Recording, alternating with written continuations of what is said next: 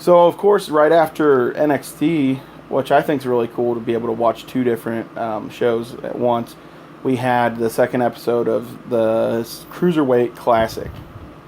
What did you think of episode 2? Yeah, we had more. Oh, sorry. More first round matches. Yeah. I liked them. I can't say that I enjoyed the matches on this episode more than the first round of matches. I thought the first round of matches were just stellar. These matches on this show were still good, but not not comparable to like especially the main event last week. Nothing really compared to that. Yeah, the main event was amazing last week. The main event this week was good, but not as great. But we'll get to that. One thing that I was really impressed. One thing I was really impressed with was Tajiri's performance last night. For the oldest guy in the tournament, he still has the moves. Yeah, he had. There's like a rope trick. I was like laughing my butt off. He had his arm wrenched on him and behind him. And he walked him to the ropes and went under and then around and then back over, which meant like that he then had the other guy's arm wrenched. It was really interesting. Yeah, I don't remember him doing that before. Maybe I just am blacking that completely out. I don't remember seeing that at all before. He would use the ropes in his offense quite a bit, though, with that tarantula hold in the corner that he does. I guess we kind of forgot to introduce the match. This was the first match of the night. It was Tajiri versus Damian Slater. From Australia. Right. I was impressed with Damian Slater, too. Yeah, the guy, I thought he didn't look like on the level of a lot of the people we saw the first night. No, he doesn't have that look. He doesn't have like the it factor, I guess you'd say. I 100% agree. But he definitely showed promise, I would say. He showed for sure. that he deserved to be there. For sure. And of course you kept saying, I hope he does the spider. I hope he does the spider. And then the spot came up and he did the tarantula. Spider. Yeah, the tarantula. That's what it was a big pop at the crowd there at Full Sail when he did that. Everyone remembered that and loved it just as much as I did. Do you think I haven't really looked up because I don't want to? I know if I look it up online, I'll get spoiled somehow or another because they tape it. It's the internet, yeah. Is this taped with NXT or was this taped by itself? I don't know. Yeah. If I had to fathom a guess, I'd say it was taped with NXT. Yeah, if you know in the comments, you're watching in the comments, let us know. Because we're trying not to spoil what's happened so far for ourselves. So if you know, be nice in the comments and let us know. Second match, we had TJ Perkins. Tajiri won. Oh yeah, we didn't even say that. By the way, Tajiri won. Yeah, and I was really surprised until I saw Damian Slater fight, and I was like, well, Tajiri, I think, has a little bit more in-ring talent right now, so I hope they use him for the next round. Tajiri's going to go on, when round 2 comes around, he's going to be fighting Grand Metalik, or as we called him, Grand Metallica. Yeah, I was super impressed by Grand Metalik, so I'm looking forward to that match a lot. Yeah, yep. Second match, we had TJ Perkins versus Domac. Right. The urban German. I, at first, didn't care for either of the characters during the pre-match promos. Yeah, you saw the first interview with TJ Perkins when he was talking about himself and where he'd come from, and you're like, I don't like this guy. Yeah, I don't like him. Nope, not my favorite. Not my favorite. I hope he loses. Yeah. And then the mat comes out. You're like, well, I hope they both lose. Yeah, I forgot about saying that. I hope they both lose, which we actually did find out is a thing. That was that rule is kind of BS if you ask us, I think. But there's 20-minute time limit, and if the time limit is exceeded, both wrestlers are eliminated, and the next round gets a bye. That's such. I almost guarantee that's going to happen. Otherwise, they wouldn't have brought up that rule. Yeah. It's I like don't any know. storytelling, setting up for a good story.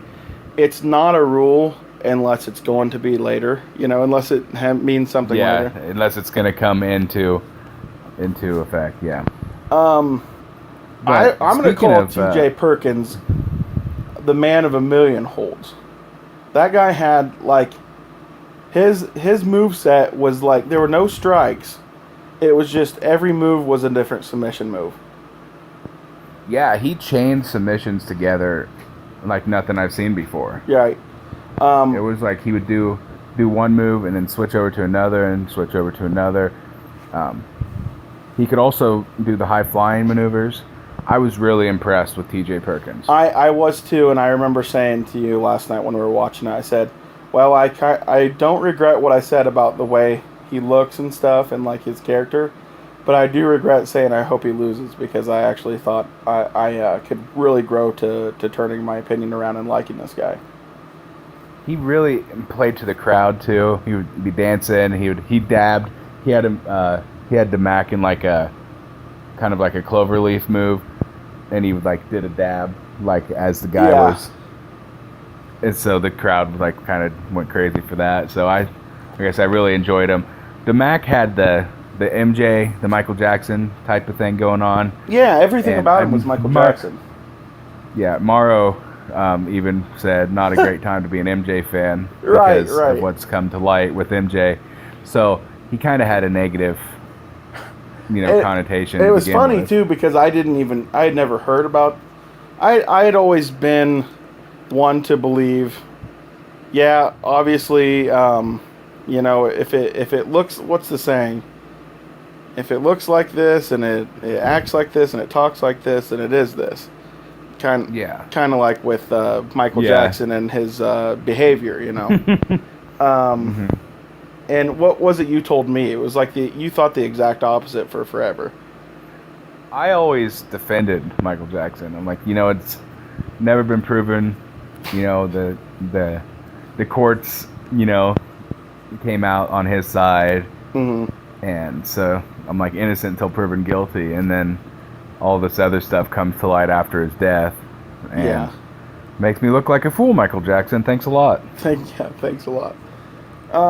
So of course, I didn't write down who he's going on to fight next, but T.J. Perkins did like 3 finisher moves at once, and then put Damac into a submission and made him tap. I think. If I remember the it was right. the Austin Aries bridge. Yeah, that's right. That's submission move. So after T.J. Perkins was victorious. Victorious. After that, we had Mustafa Ali versus Dorado. Lindsay, whatever. Lindsay Dorado. There were a few pretty big spots in that match. The best thing, there was a Spanish fly, they called it. I don't remember what that was. The Spanish fly was the flipping rock bottom from the top ropes. Okay, yeah, that's right. And it ended with a shooting star press from Lindsay. But the biggest part of the match, there was Lindsay did a springboard spike Hurricane Rana. If that makes sense, the way I just said it's a reverse Hurricane Rana. Right. A springboard spike reverse Hurricane Rana. Picture all that together. My move of the night was that move. Yeah. This match actually was my match of the night, my favorite match. Yeah, and I'd agree with that. I think Lindsay is one to watch in the tournament. I like the Lucha guys anyway, but yeah, I'd like to see him and Grand Metalik go at it. I think that would be awesome. Oh man, yeah, that'd be a good match. Or him, he was eliminated, of course, but the guy Kota Ibushi beat last week, the Samoan and him, I think would put on a really good match. The Rock's cousin.